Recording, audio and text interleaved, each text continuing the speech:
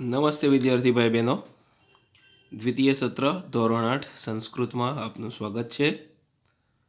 આજે આપણે ભણવાના છે પદ્ય 3 પ્રહેલિકા. અને પ્રહેલિકાનો અર્થ થશે ઉખાણા. મતલબ કે ગુજરાતીમાં તમારે ઉખાણા જે રીતના તમે એકબીજાને પૂછતા હોવ છો અને એના જવાબો તમે શોધવાનો પ્રયત્ન કરી અને શોધી કાઢો છો, એ જ પ્રમાણે અહીંયા સંસ્કૃતમાં આપણને ઉખાણા આપેલા છે. પદ્યના સ્વરૂપમાં ઉખાણા આપેલા છે, શ્લોકના સ્વરૂપમાં, જેને સંસ્કૃતમાં પ્રહેલિકા એવું કહેવામાં આવે છે. તો અહીં આ પદ્યમાં આપણે જુદા જુદા 6 ઉખાણા જે છે, જે પ્રહેલિકા જેને કહેવાય, તો એના વિશે આપણે સમજીશું. તો જોઈએ પહેલું પદ્ય જે છે, પહેલો શ્લોક જે છે એ જોઈએ આપણે ઉખાણાના રૂપમાં છે તે. એક ચક્ષુર્ન કાકોયમ બિલમિચ્છન્ન પન્નગઃ ક્ષીયતે વર્ધતે ચૈવ ન સમુદ્રો ન ચંદ્રમાઃ. શું કહ્યું અહીં ગાડી? એક ચક્ષુર્ન. અહીં ગાડી ન શબ્દ જુદો પાડવાનો છે. તો એક ચક્ષુહુ શું થશે? એક ચક્ષુહુ. એક એટલે એક અને ચક્ષુ એટલે આંખ. ચક્ષુ એટલે આંખ, મતલબ એક આંખ. કાકોયમ, કાકહ વત્તા અયમ, સંધિ બને છે કાકહ વત્તા અયમ, આ કાગડો. અને એની આગળ આપણે ન જ મૂકવાનો છે. ન કાકોયમ, આ કાગડો નથી. મતલબ કે એક આંખવાળો છે પણ કાગડો નથી. ન કાકોયમ મતલબ કે કાગડો નથી. એવું કહેવાય છે કે કાગડાને એક આંખ હોય છે, બરાબર? એ પ્રમાણે અહીંયા કે એક આંખવાળો છે પણ કાગડો નથી. બિલમ ઇચ્છન, બિલ એટલે દર, ઈચ્છન બિલમ વત્તા ઈચ્છન, અહીંયા પણ સંધિ થાય છે બિલમ વત્તા ઈચ્છન. તો બિલમ એટલે દર અને ઈચ્છન એટલે ઈચ્છનારો, મતલબ કે દરમાં જવા ઈચ્છનારો છે. અહીંયા ફરી આપણે ન જુદો કરીએ તો ન પન્નગઃ, પન્નગઃ એટલે સાપ અથવા તો નાગ, અને ન એટલે નથી, એટલે કે દરમાં જવા ઈચ્છે છે પણ સાપ કે નાગ નથી. ક્ષીયતે વર્ધતે ચૈવ, ચ વત્તા ઇવ, ચૈવ. ક્ષીયતે એટલે ક્ષય પામવું અને વર્ધતે એટલે વૃદ્ધિ પામવી. ન સમુદ્રો ન ચંદ્રમા, કે છે કે ક્ષય પામે છે, વૃદ્ધિ પામે છે, પણ સમુદ્ર કે ચંદ્રમા નથી. તો આખા શ્લોકનો અનુવાદ આપણે જોઈએ કે એક આંખવાળો છે પણ કાગડો નથી, દરમાં જવા ઈચ્છે છે પણ સાપ નથી, ક્ષય પામે છે, વૃદ્ધિ પામે છે, પરંતુ સમુદ્ર કે ચંદ્રમાં નથી. તો શું આવશે આનો જવાબ? વિચારો વિદ્યાર્થી મિત્રો કે આનો જવાબ શું આવી શકે? કે જેને એક આંખ છે પણ કાગડો નહીં કહેવાતો, દરમાં જવા ઈચ્છે પણ સાપ ના કહેવાય, વધઘટ થાય પણ સમુદ્ર કે ચંદ્રમાં નથી. તો જવાબ આવશે સોય, મતલબ કે સૂચિકા. જો સમજાવું, એક મુખ સોય જે છે એને તમે પાછળનો ભાગ જે જોવો છો, અણીવાળો ભાગ આગળ ને પછી પાછળ, તો એક કાણું આપેલું હોય છે, મતલબ એને કવિ અહીં ઘડી એક આંખ એવું કહેવા માગે છે, એટલે એક આંખવાળો છે. પછી બિલમ ઇચ્છન, હવે એ જે એક આંખવાળું આપણે વાત કરી, જે કાણું છે જેમાં આપણે દોરો પરોવીએ છીએ અને કપડું સીવવામાં આવે છે. તો જ્યારે એ કપડું સીવાતું હોય છે ત્યારે શું થાય છે કે દરમાં જવા ઈચ્છે છે, એવું અહીં ઘડી કવિ સમજાવવા માગે છે. ક્ષીયતે વર્ધતે, હવે જ્યારે સિલાઈ વાગતી હોય છે તો ક્યાંક નાની સિલાઈ હોય, ક્યાંક મોટી સિલાઈ હોય, એ પ્રમાણે થતું હોય છે. તો એ સમુદ્ર કે ચંદ્રમાં નથી. તો એક સમુદ્ર છે અને એક ચંદ્રમાં છે, જે ક્ષય પામે છે અને વૃદ્ધિ પામે છે. મતલબ કે ભરતી આવે તો સમુદ્રનું પાણી વધી જતું હોય છે અને ઓટ આવે તો એનું પાણી ઓછું થઈ જતું હોય છે. તો ચંદ્રમાની પણ વાત એવી છે, પૂનમ આવે ત્યારે સંપૂર્ણ ખીલી ઉઠે છે અને અમાસ આવતા આવતા તે બિલકુલ અદૃશ્ય થઈ જાય છે. પૂનમ પછી તે નાનો થતો થતો એકદમ અદૃશ્ય થઈ જાય છે. તો એના અર્થમાં એ ઘડી કહ્યું કે સોય જે છે કે એને એક આંખ, મતલબ કે પાછળ એક કાણું આપ્યું છે જેને અંદર આપણે દોરો પરોવીએ છીએ, તો એને એક આંખ કહ્યું. તે પણ કાગડો નથી. દરમાં જવાય છે મતલબ કે કાપડમાં જાય છે સિલાઈ માટે, પણ કહે છે કે સાપ નથી. મેં કહ્યું એમ જ્યારે સિલાઈ થતી હોય છે, વધઘટ થતી હોય છે, તો સમુદ્ર કે ચંદ્રમાં પણ નથી. તેનો જવાબ આવે સૂચિકા મતલબ સોય. બીજો શ્લોક છે, ચતુર્મુખો ન ચ બ્રહ્મા વૃષારૂઢો ન શંકરઃ નિર્જીવી ચ નિરાહારી અજસ્રમ ધાન્ય ભક્ષણમ. શું કહ્યું આ બીજા શ્લોકમાં અહીં આગળ? ચતુર્મુખો મતલબ કે ચતુર્મુખ, ચતુર્મુખ મતલબ 4 મુખવાળો, ન ચ બ્રહ્મા પણ બ્રહ્મા નથી. આપણે જાણીએ છીએ કે બ્રહ્માજીને આપણે જોઈએ છે તો 3 મુખ તો આપણને દેખાય છે, પણ પાછળ ચોથું મુખ જે છે એ આપણે જોઈ શકતા નથી, પણ એ ચોથું મુખ છે. તો એ પ્રમાણે જેમ આપણે અશોક સ્તંભ જોઈએ છે તો 4 સિંહોની આકૃતિવાળું બતાવ્યું છે, બરાબર? તો આપણને આગળના 3 ભાગ દેખી શકીએ છીએ, પાછળવાળો ભાગ જોઈ શકતા નથી. એ પ્રમાણે બ્રહ્માજી પણ 4 મુખવાળા છે, જેમને 3 મુખ આપણે જોઈ શકીએ છીએ, પણ પાછળવાળું મુખ આપણે જોઈ શકતા નથી. તો એ પ્રમાણે કહ્યું કે 4 મુખવાળા છે પણ બ્રહ્માજી નથી. વૃષારૂઢ, વૃષ આરૂઢ, વૃષ એટલે બળદ અને આરૂઢ મતલબ સવાર થાય છે, બળદ ઉપર સવાર થાય. કોણ સવાર થાય છે? તો શંકર, એટલે કે ભગવાન શંકર. નંદી જેને બળદ કહેવાય છે, બરોબર, કે જે ભગવાન શિવનું વાહન ગણવામાં આવે છે. તો 4 મુખવાળા છે પણ બ્રહ્મા નથી, બળદ પર સવાર થાય છે પણ શંકર નથી. નિર્જીવી ચ નિરાહારી, નિર્જીવી મતલબ કે નિર્જીવ છે, જેમાં જીવ ન હોય તે નિર્જીવ, જેનામાં જીવ છે તે સજીવ, તો નિર્જીવી. ચ નિરાહારી, નિરઆહારી મતલબ કે આહાર કરતો નથી. અજસ્રમ સતત, અજસ્રમ એટલે સતત. ધાન્ય ભક્ષણમ, ધાન્ય એટલે અનાજ અને ભક્ષણમ એટલે ખાવું.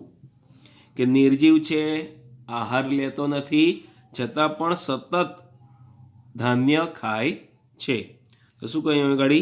4 મુખવાળા છે પણ બ્રહ્મા નથી, બળદ પર સવાર થાય છે પણ ભગવાન શિવ નથી, નિર્જીવ અને નિરાહારી છે, છતાં સતત ધાન્યનું ભક્ષણ કરે છે, ધાન્ય ખાય છે. તો શું આવશે એનો જવાબ? હલમ મતલબ કે હળ. તો કઈ રીતે હળ આવે? તો 4 મુખ. જ્યારે બળદ ઉપર જે હળ મૂકવામાં આવે છે એ તમે લોકોએ જોયું હશે કે આ પ્રમાણે હોય છે, બરાબર? એના અર્થમાં કહ્યું કે એ 4 મુખ છે, 1 2 3 ને 4, એ અર્થમાં કહે છે કે 4 મુખ દર્શાવવામાં આવેલા છે, પણ એ ભાઈ બ્રહ્મા નથી. બળદ પર સવાર, તો આપણે જાણીએ છીએ કે હળ છે એ બળદની ડોક ઉપર મૂકવામાં આવે છે. એના અર્થમાં કહ્યું કે બળદ ઉપર સવાર છે પણ આ તો હળ છે, એટલે શિવજી નથી.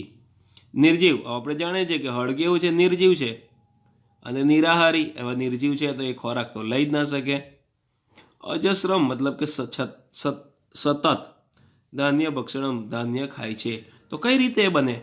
તો આ હળનો આ જે છેવડનો ભાગ હોય છે ત્યાં આગળ એક સાધન મૂકેલું હોય છે કે એ નીચેથી પોલું હોય છે અને ઉપરથી ગણણી ટાઈપ હોય છે, કે જેની અંદર પેલો ખેડૂત જ્યારે ખેતી કરતો હોય છે, ખેતર ખેડતો હોય છે, ત્યારે ખેતર જે ખેડાય છે તો પેલો ખેડૂત એમાં ઉપરથી સતત બિયારણ નાખતો હોય છે.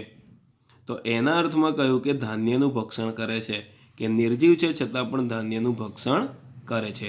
તો 4 મુખવાળા છે છતાં બ્રહ્મા નથી, બળદ ઉપર સવાર થાય છે પણ ભગવાન શિવ નથી, નિર્જીવ અને નિરાહારી છે છતાં સતત ધાન્યનું ભક્ષણ કરે છે. તો હળની વાત કરવામાં આવી છે અહીં આગળ. આગળ ત્રીજો શ્લોક જોઈએ. અપદો દૂરગામી ચ સાક્ષરો ન ચ પંડિત અમુખ સ્ફુટવક્તા ચ યો જાનાતિ સ પંડિત. શું કહ્યું? અપદો, પદ હોય એટલે પગ, અને અપદો એટલે પગ વિનાનો, દૂરગામી એટલે દૂર સુધી જનારો. જો શું કહ્યું? પગ વિનાનો છે પણ દૂર સુધી જનારો છે. સાક્ષરો એટલે સાક્ષર, ન પંડિત સાક્ષર છે પણ પંડિત નથી, વિદ્વાન છે. સાક્ષર એટલે ભણેલો. હવે ભણેલો છે પણ કે છે કે વિદ્વાન નથી, પંડિત નથી.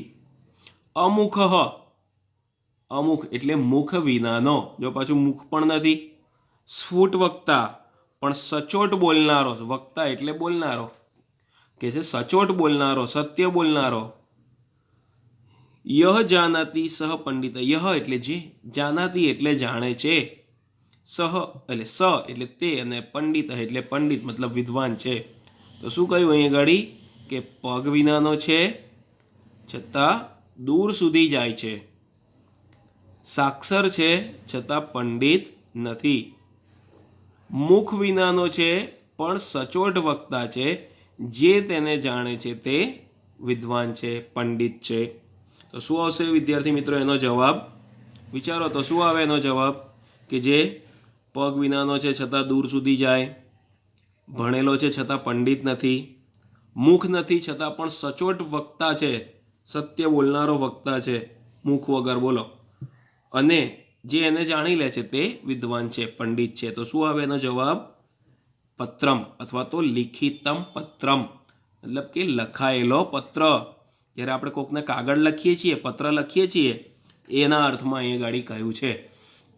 તો વિદ્યાર્થી મિત્રો, જ્યારે આપણે કોઈને કાગળ લખીએ છીએ તો આપણે શું કરીશું? એને કુરિયર કરીશું કે પોસ્ટ કરીશું. તો પોસ્ટ કરીએ છીએ તો શું છે કે એને તો પગ નથી પણ તોય દૂર સુધી જાય છે ને. ધારો કે આપણે આણંદમાં છીએ, નડિયાદમાં છીએ, કે અમદાવાદમાં છીએ, બરોડામાં છીએ, અને આપણે કોઈ કાગળ મોકલવો છે સુરત, બોમ્બે કે કોઈ પણ શહેરમાં, તો શું કરીશું? કાગળ લખીશું ને પોસ્ટમાં જઈને નાખી દઈશું યોગ્ય ટિકિટ લગાડીને. પછી એ કાગળ શું ત્યાંનો ત્યાં રહે છે? ના, એ બોમ્બે સુધી પહોંચે, સુરત સુધી પહોંચે, દિલ્હી સુધી પણ પહોંચાડવો હોય તો પહોંચે. તો પગ નથી તો કઈ રીતે જાય છે? તો બધા કાગળો ભેગા કરી અને એને ટપાલનો એક થેલો તૈયાર કરી અને બસ દ્વારા કે ટ્રેન દ્વારા એને જે તે શહેરોમાં પહોંચાડવામાં આવે છે. એટલે બીજાના પગે ચાલીને જાય છે. એના તો પગ નથી પણ બીજાના પગે ચાલીને તે આગળ વધે છે. એટલે અહીં ગાડી કહ્યું કે પગ વિનાનો છે પણ છતાં એને જ્યાં સુધી જવું હોય ત્યાં સુધી જઈ શકે છે. મતલબ કે એનું જે છેલ્લું સ્ટેશન હોય એને પહોંચવાનું, ત્યાં સુધી એ જઈ શકે પણ બીજાના પગે. સાક્ષર, હવે અંદર લખેલું છે બધું, સરસ એવા અક્ષરોમાં લખાયેલું છે, પણ તે વિદ્વાન નથી. બરાબર? એની ઉપર લખાયેલું છે પણ એની અંદર એટલું જ્ઞાન નથી, એ નિર્જીવ છે કાગળ. તો એ લખાયેલો છે કાગળ પણ એ પોતે પંડિત કહેવાય નહીં. અમુખ, હવે વિચારો કે એને મુખ નથી, કાગળને કંઈ મોઢું હોતું નથી, પણ સ્ફુટ વક્તા, સચોટ વક્તા છે. એટલે આપણી હાથમાં જ્યારે કાગળ આવે છે તો આપણે કાગળ વાંચીએ છીએ ને, અને અંદર લખાયેલું હોય સચોટ સત્ય જે પણ છે એનું એ જ આપણે વાંચીએ છીએ, બીજું કશું વાંચતા નથી. એટલે કહ્યું કે મુખ વિનાનો છે પણ સચોટ વક્તા છે, જે એને જાણી લે છે તે પંડિત છે. હવે કાગળ જે છે, લખાયેલો કાગળ આવ્યો, હવે જે લોકો એને વાંચશે એ પંડિત મતલબ વિદ્વાન એટલે કે જ્ઞાની થઈ જાય છે. મતલબ કે કાગળમાં શું લખ્યું છે તેનું એને જ્ઞાન થઈ જાય છે. તો આપણો જવાબ થશે લિખિતમ પત્રમ. આગળ ચોથા શ્લોકમાં આપણે જોઈએ, પર્વતાગ્રે રથો યાતિ ભૂમૌ તિષ્ઠતિ સારથિ ચલતી વાયુવેગેન પદમેકમ ન ગચ્છતિ. પર્વતાગ્રે, અહીંયા પણ સંધિ બનાવાય, પર્વત વત્તાગ્રે. અગ્ર એટલે આગળ અને પર્વત એટલે પર્વત. તો પર્વતની આગળ રથો યાતિ, રથો એટલે રથ અને યાતિ એટલે જાય છે.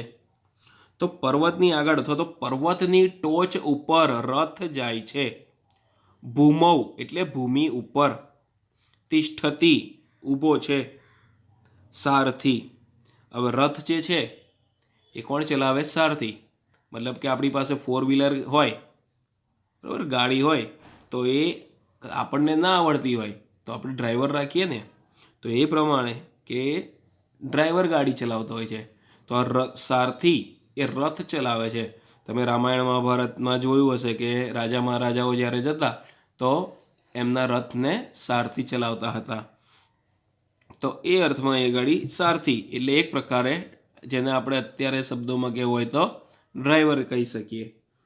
તો પર્વતની ટોચ પર રથ જાય છે પણ સારથી જમીન ઉપર ઊભો છે. બોલો, એવું શક્ય છે કે વગર ડ્રાઈવરે ગાડી જાય?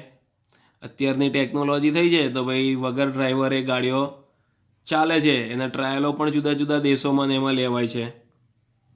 તો આપણે અહીંયા પણ ડ્રાઈવર વગરની ટ્રેન ચલાવવી હોય તો ચલાવી શકાય છે.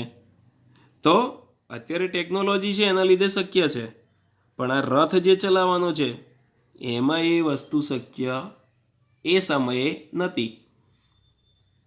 તો સારથી જમીન પર હોય ને રથ છેક આગળ સુધી જાય એ માન્યામાં આવે એવી વસ્તુ નથી. પણ આ તો ઉખાણું છે, એનો જવાબ શોધવાનો છે આપણે કે પર્વતની ટોચ પર રથ જાય છે પણ સારથી જમીન ઉપર ઊભો છે.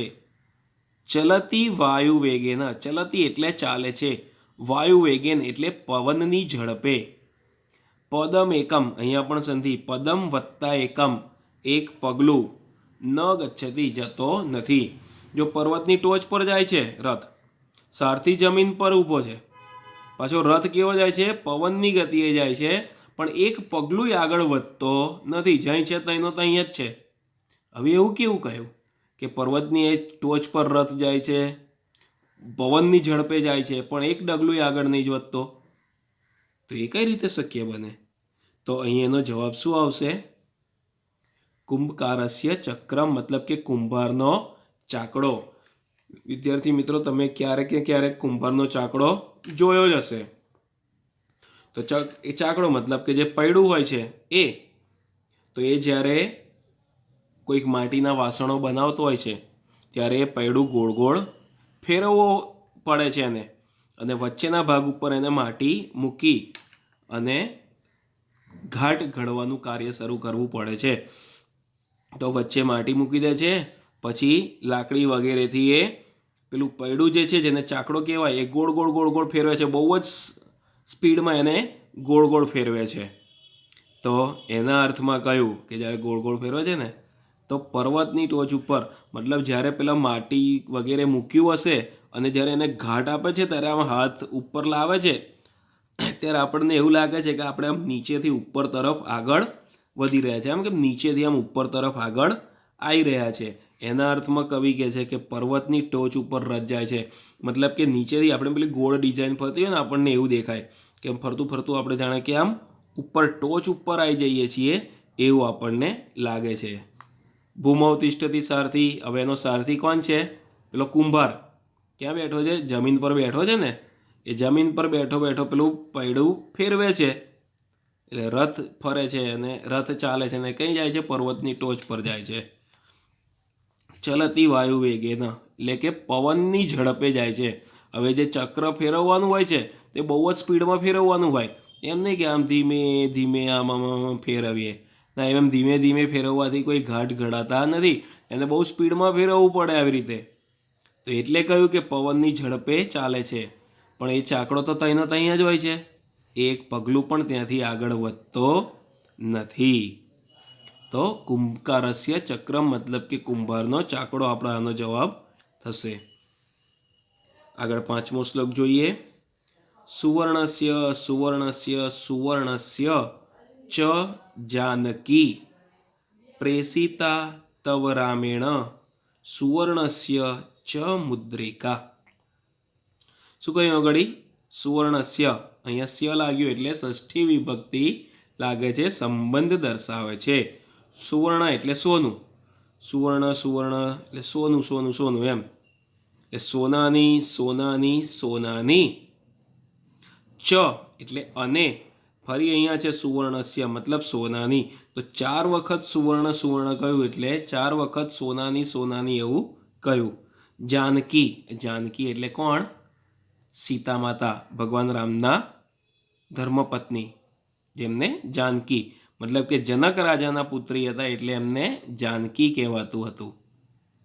તો જાનકી મતલબ કે સીતાજીને કહે છે કે હે માતા જાનકી, હે માતા સીતા, સોનાની સોનાની સોનાની સોનાની.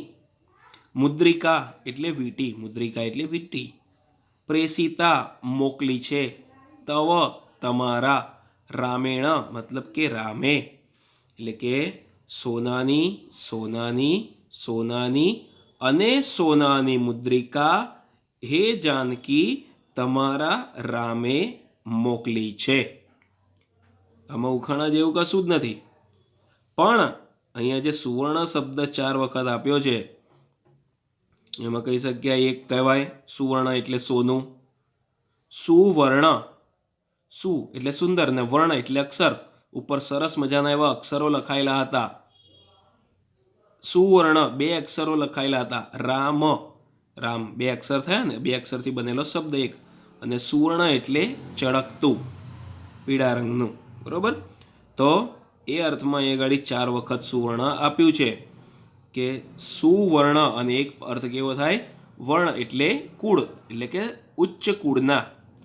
તો ઉચ્ચ કુળના શ્રીરામ, સુવર્ણ મતલબ કે સારા અક્ષરો લખાયેલી રામ એવું લખેલું હતું, સુવર્ણ એટલે સોનાની અને પીળા ચળકતા રંગની એવી વીંટી હે જાનકી હે સીતા તમારા રામે મોકલી છે.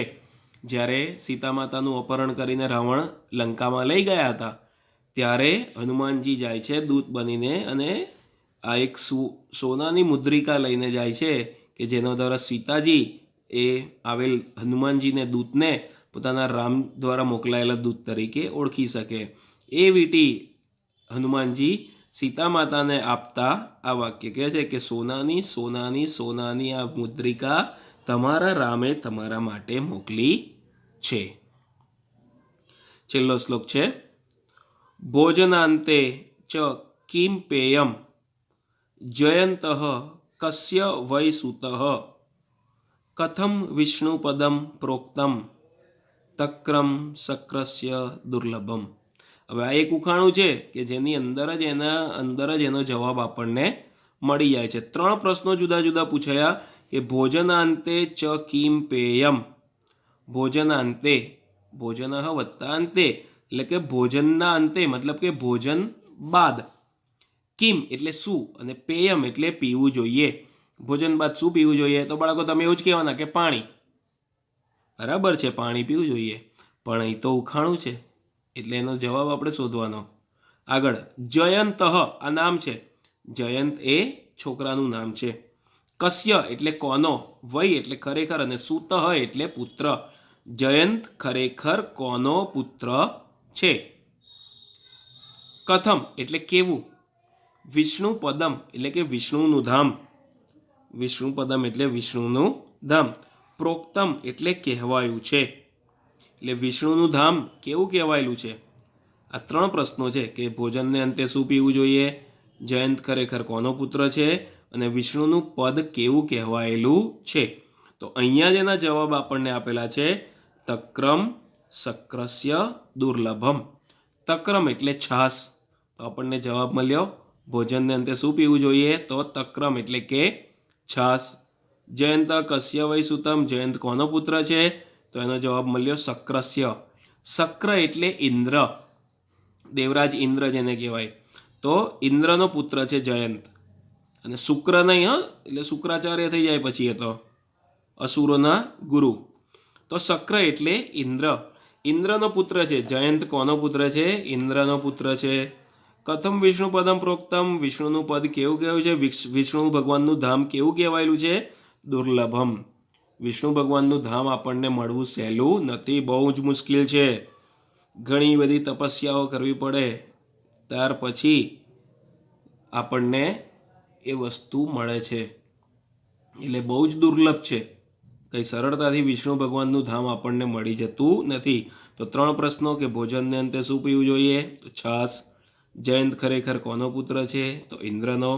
અને ભગવાન વિષ્ણુનું ધામ કેવું કહેવાયું છે, એટલે કે ભગવાન વિષ્ણુના ધામમાં આપણે જવું હોય તો સરળતાથી જઈ શકતા નથી, તો વિષ્ણુ ભગવાનનું ધામ દુર્લભ છે, સરળતાથી મળે એવું નથી, એવું દુર્લભ આ ધામ કહેવાયેલું છે. તો વિદ્યાર્થી મિત્રો, તમને ખૂબ મજા પડી હશે આ પ્રહેલિકા મતલબ કે ઉખાણામાં. ગુજરાતીમાં તમે જે રીતના પ્રહેલિકા પૂછો છો એકબીજાને, એ રીતના સંસ્કૃતમાં પ્રહેલિકા છે. તો આવી બીજી પ્રહેલિકાઓ તમે શોધી શકો છો 6ઠ્ઠા ધોરણમાં અને 7મા ધોરણમાં તમે આવી પ્રહેલિકાઓ શીખીને આવ્યા છો. એવી આ 8મામાં પણ પ્રહેલિકાઓ છે. તો તમારે એક ગૃહ કાર્ય કરવાનું છે કે આવી ગુજરાતીમાં પ્રહેલિકાઓ ઉખાણાઓ શોધીને તમારે લખવાના છે. તો વિદ્યાર્થી મિત્રો, અહીં આગળ આપણું આ 3જું પદ્ય પૂર્ણ થાય છે અને હવે પછીના વિડીયોમાં આપણે એના સ્વાધ્યાય વિશેની ચર્ચા કરીશું. અસ્તુ. જય હિન્દ, જય ભારત.